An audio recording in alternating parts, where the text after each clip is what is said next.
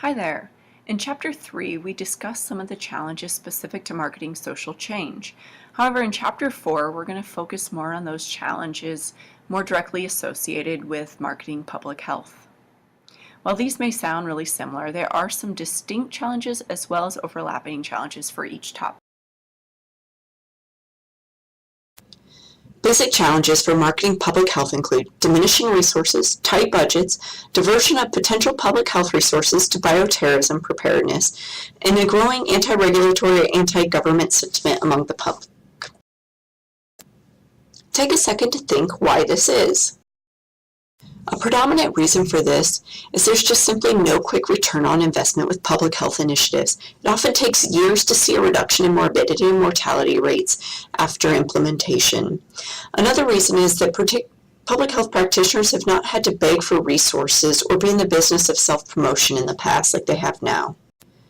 Beyond those reasons, we have a long history of challenges to overcome as well. In the 18th century, people believed they didn't need immunizations against smallpox because it was God's will if they became infected and died.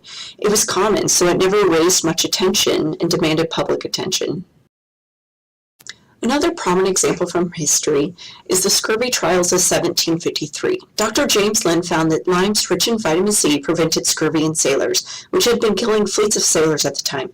Yet it took years for the practice to be adopted, and when it did, cheaper, less nutrient-dense fruits were used. Sound familiar? A third example of our history of challenges comes from the cholera outbreaks between 1849 and 1854, which led public health advocates to call for sanitary reform, of which were mostly ignored. Cholera pleas were ignored because it primarily affected the poor. Wealthy and political figures had little concern for the poor, and without their help, nothing could be done.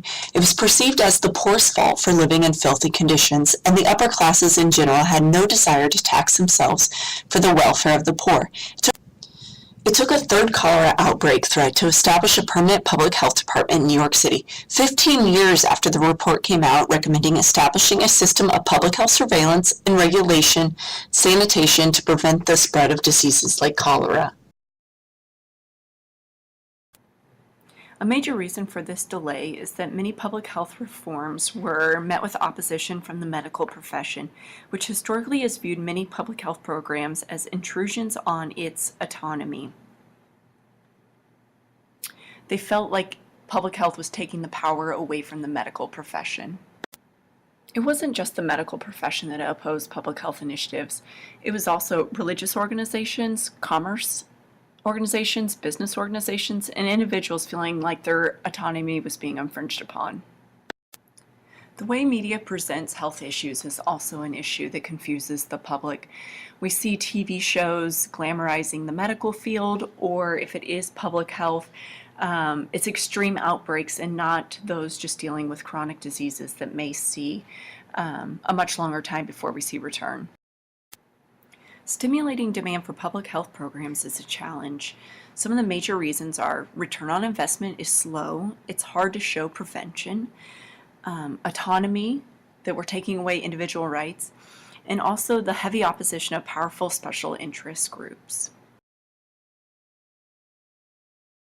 Created using Powtoon.